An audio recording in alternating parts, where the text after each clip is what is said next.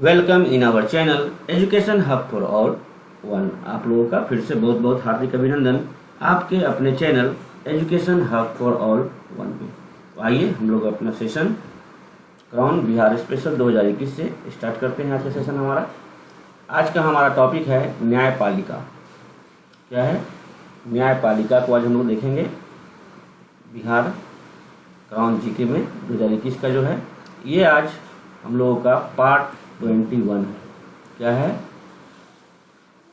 Part 21। ठीक है, आप प्ले लिस्ट में जाके एक साथ सभी को देख सकते हैं और या तो चैनल पर भी जाके आप देख सकते हैं। सेशन को स्टार्ट करने से पहले जो भी छात्र छात्राएं नए हैं और जल्द से जल्द सब्सक्राइब कर लें। सब्सक्राइब कर बेल आइकन को प्रेस करना ना भूलें, ताकि बेल आइकन को प्रेस कर ऑल पे क्लिक करना ना भूलें, ताकि सभी नोटिफिकेशन आपको टाइम से मिलता रहे। तो आइए हम लोग स्टार्ट करते हैं आज का सेशन हमारा न्यायपालिका। संविधान में प्रत्येक राज्य में उच्च न्यायालय की यानी हाई कोर्ट की स्थापना है। संविधान भारत के संघ को उसे अपनी न्यायपालिका दी गई है, जिसमें भारत का उच्चतम न्यायालय कहा गया है। क्या कहा गया है? भारत के संघ को उसे अपनी न्यायपालिका दी गई है, जिसे भारत का उच्चतम न्यायालय कहा जाता है। ठीक है, अब बात करें, भारत के राज्यों को अलग न्यायपालिका दी गई है, जो अलग अलग राज्यों के उच्च न्यायालय होते हैं। जैसे हमारा बिहार भी एक अलग राज्य है, तो उसके लिए भी क्या है? उच्च न्यायालय की व्यवस्था है, उच्च न्यायालय है। भारत के संविधान के अनुच्छेद 214, कितना? अनुच्छेद 214 से लेकर 237, याद रखिएगा, अनुच्छेद 214 से लेकर अनुच्छेद 237, 214 से लेकर 237 तक राज्य न्यायपालिका के संबंध में उल्लेख किया गया है। ठीक है, अनुच्छेद 214 से लेकर 237 तक राज्य में राज्य न्यायपालिका के संबंध में उल्लेख किया गया है। राज्यों के उच्च न्यायालय और उसके अधीनस्थ न्यायालय से मिलकर राज्य का न्यायपालिका बनता है। उच्च न्यायालय और उसके अधीनस्थ जो भी न्यायालय होती है वो सब मिलकर क्या बनता है? राज्य का न्यायपालिका बनता है।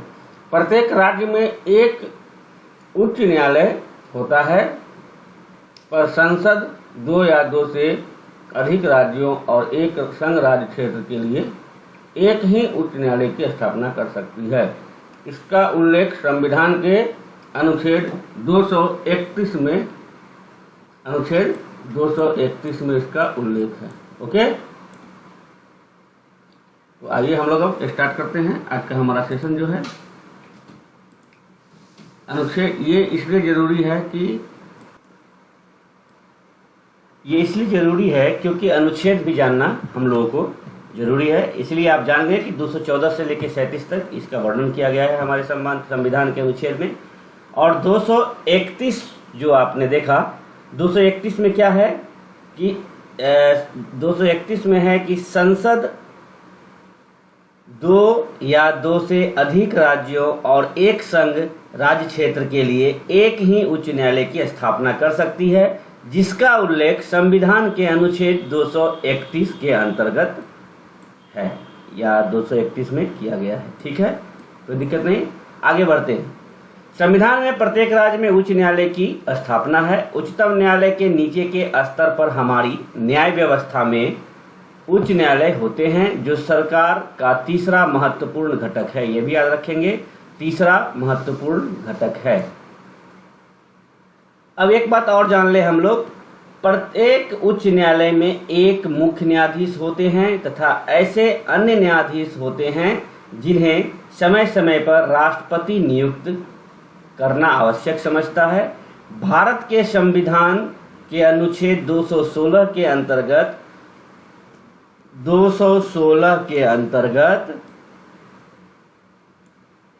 उच्च न्यायालय का गठन किया जाता है तथा अनुच्छेद 217 के अंतर्गत अनुच्छेद 217 के अंतर्गत मुख्य न्यायाधीश की नियुक्ति होती है। ठीक है, आप समझ गए 216 में क्या है और 217 में क्या है।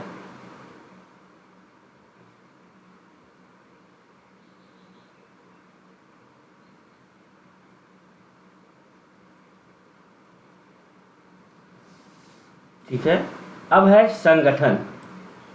प्रत्येक उच्च न्यायालय और आपके अभी जो हैं कौन है चीफ जस्टिस, संजय करोल है। ओके, संजय करोल अभी हमारे जो हैं पटना हाई कोर्ट के चीफ जस्टिस जो हैं कौन है, संजय करोल। और आपके अभी इंडिया का पूछा जाए तो कौन है, NV Ramana, 48th chief justice of India. और ये 24 अप्रैल 2021 को अपना शपथ ग्रहण किए हैं, मतलब जॉब को ज्वाइन किए हैं। जो हमारे इंडिया के चीफ जस्टिस हैं कौन है, NV रमना। ओके, तो प्रत्येक उच्च न्यायालय में एक मुख्य न्यायाधीश तथा कुछ अन्य न्यायाधीश होते हैं। किसी राज्य के उच्च न्यायालय के न्यायाधीशों की अधिकतम संख्या संसद कानून द्वारा निश्चित करती है। ठीक है, समयावधि क्या होता है, मूल संविधान के अनुसार न्यायाधीश 60 वर्ष की आयु तक पद पर रह सकते थे, परंतु 15वें संशोधन, याद रखिएगा 15वें संशोधन के द्वारा अब वे 62 वर्ष तक की आयु तक कार्य कर सकते हैं। पहले कितना था, संविधान के अनुसार न्यायाधीश की एज क्या थी पद पे रहने की, तो 60 वर्ष तक थी, लेकिन अब 15वें संशोधन के द्वारा अब वे 62 वर्ष तक की आयु तक कार्य कर सकते हैं। ओके, नेक्स्ट हम लोग देखते हैं इनकी शक्तियां क्या है और क्षेत्र क्या है। तो आप समझ गए कि 217 अनुच्छेद 217 के अंतर्गत मुख्य न्यायाधीश की नियुक्ति होती है और 216 के अंतर्गत उच्च न्यायालय का गठन किया जाता है। ठीक है, नेक्स्ट हम लोग देखते हैं उच्च न्यायालय के न्यायाधीशों की नियुक्ति कौन करता है, तो राष्ट्रपति करते हैं, ये भी क्लियर है। और मुख्य न्यायमूर्ति की नियुक्ति वह उच्चतम न्यायालय के मुख्य न्यायमूर्ति और राज्य के राज्यपाल के परामर्श से करता है। अन्य न्यायाधीशों की नियुक्ति दशा में वह उक्त व्यक्तियों के अतिरिक्त संबंधित उच्च न्यायालय के मुख्य न्यायमूर्ति से भी परामर्श कर सकता है। दूसरा क्या देखें, एज संबंधी बात, तो उच्च न्यायालय का एक न्यायाधीश अपना पद पर 62 वर्ष तक धारण कर सकता है, चाहे तो हस्ताक्षर से राष्ट्रपति को भेजे पत्र के माध्यम से पद का त्याग भी कर सकता है।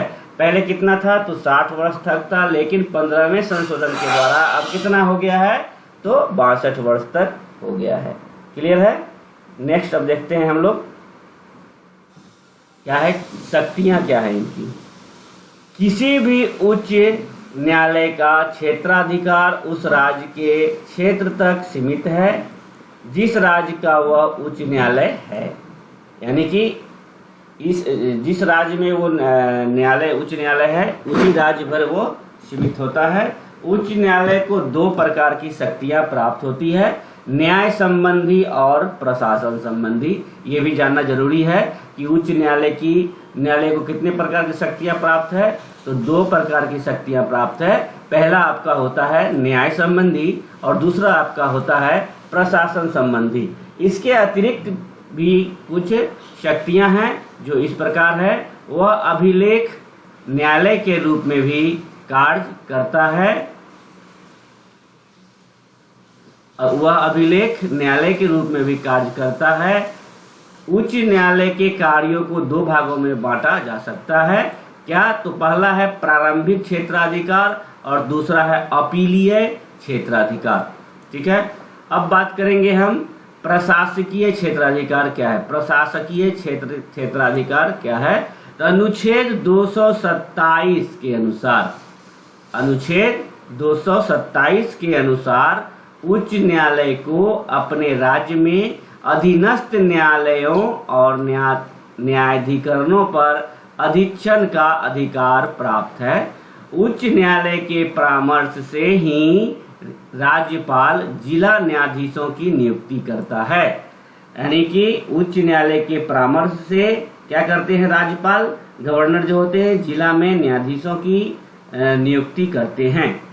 पटना उच्च न्यायालय के मुख्य न्यायाधीश की सहायता के लिए जिला एवं सेशन न्यायाधीश के दर्जे के रजिस्ट्रार या संयुक्त रजिस्ट्रार या फिर उप रजिस्ट्रार एवं सहायक रजिस्ट्रार होते हैं। उच्च न्यायालय को दीवानी, फौजदारी और राजस्व संबंधी अपीलीय अधिकार प्राप्त है। बिहार उच्च न्यायालय के सारे मुकदमे की सूची पूर्ण रूप से कंप्यूटराइज्ड है, इसलिए कंप्यूटर विभाग की देखभाल के लिए एक रजिस्ट्रार और एक संयुक्त रजिस्ट्रार की विशेष व्यवस्था की गई है। क्लियर है। अब बात करें तो उच्च न्यायालय को अपने अधीन न्यायालयों और न्यायाधिकरणों पर निगरानी रखता है। भारत में एकीकृत न्याय व्यवस्था की स्थापना की गई है।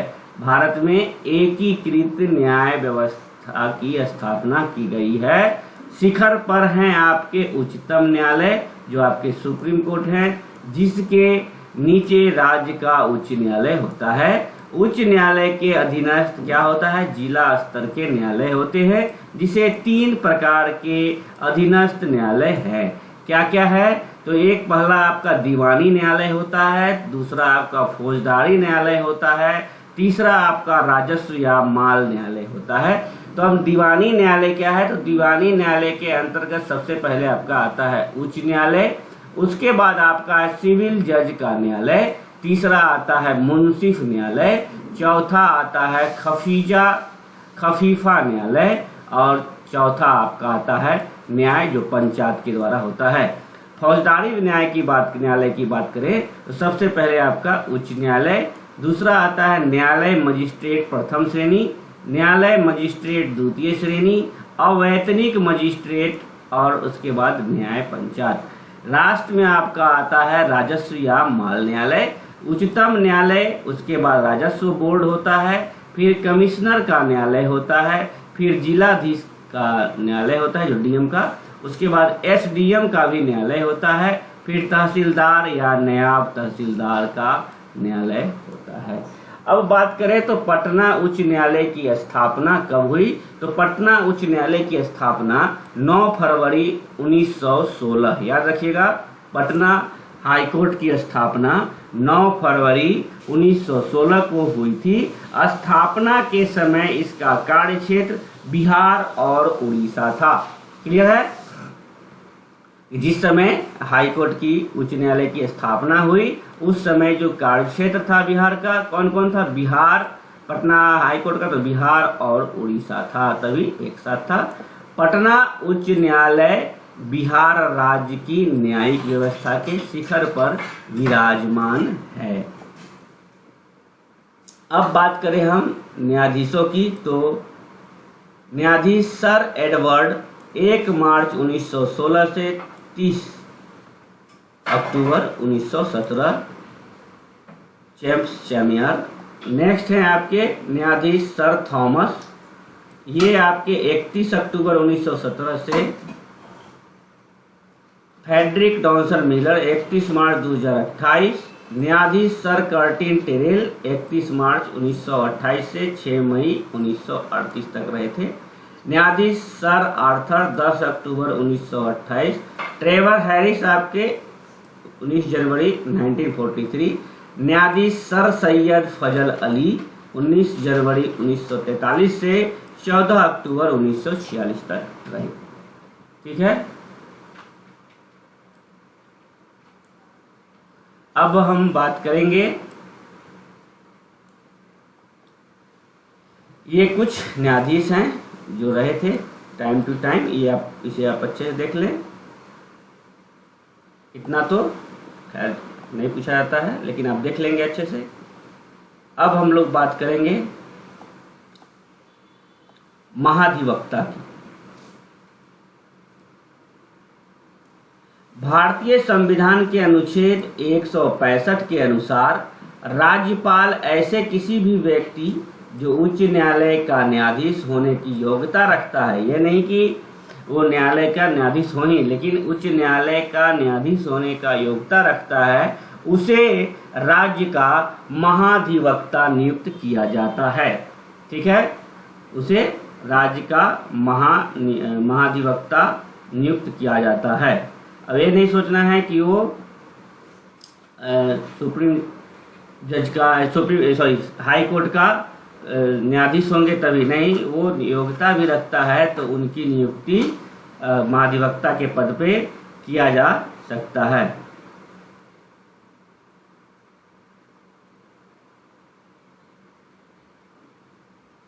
ठीक है, नेक्स्ट अब हम लोग देखेंगे ललित किशोर कौन है। तो बिहार के अधिवक्ता हैं। कौन है?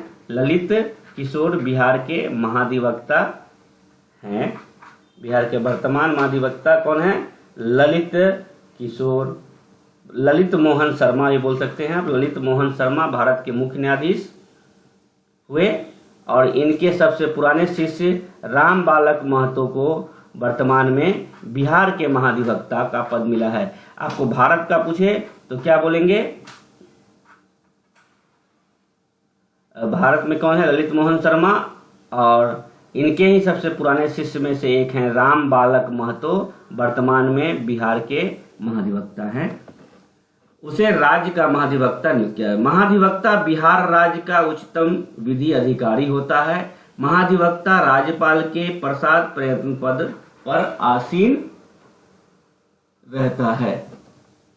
ठीक है, भारतीय संविधान के अनुच्छेद 165(1) के अनुसार महाधिवक्ता का मुख्य कार्य विधि संबंधी विषयों पर राज्य सरकार को सलाह देना है। महाधिवक्ता वैसे कार्यों को भी संपादित करता है जो उन्हें राज्यपाल संबंधी संविधान अथवा अन्य किसी विधि द्वारा प्रदान करता है।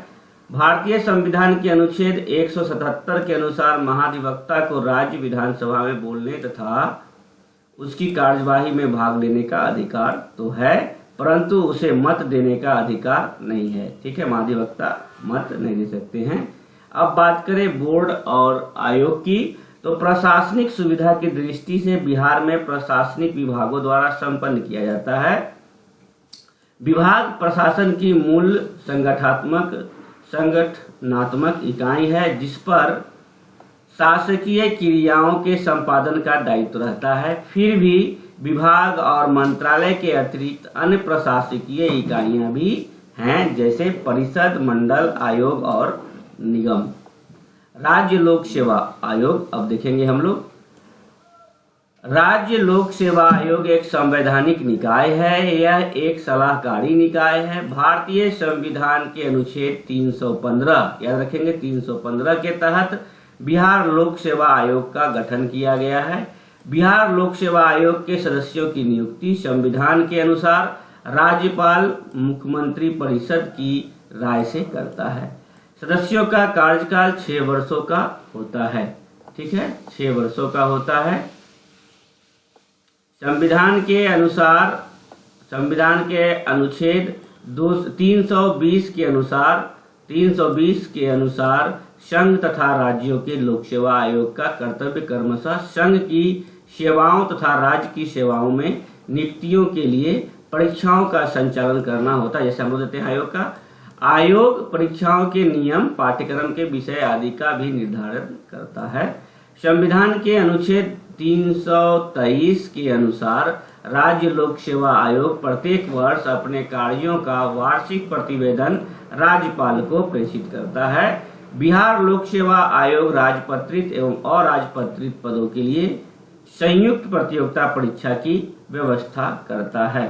ठीक है, तो आज हमारा ये पार्ट नंबर 21 का इम्पोर्टेंट टॉपिक है। ये इसको अच्छे से देखेंगे, कंप्लीट होता है। तो चलिए आज हम सेशन को यहीं पे समाप्त करते हुए आप लोगों से फिर से जो भी छात्राएं नए हैं वो जल्द से जल्द सब्सक्राइब कर बेल आइकन को प्रेस कर ऑल पे क्लिक कर दे, ताकि कोई भी नोटिफिकेशन आपको टाइम टू टाइम मिलता रहे। और हाँ, लाइक जरूर करें। आप लोग लाइक भी नहीं करते हैं। और कमेंट कर सुझाव भी आप दे सकते हैं और वीडियो को ज़्यादा से ज़्यादा शेयर करिए। चलिए, बाय बाय, टेक केयर, धन्यवाद। अच्छे से पढ़ें, स्वस्थ रहें।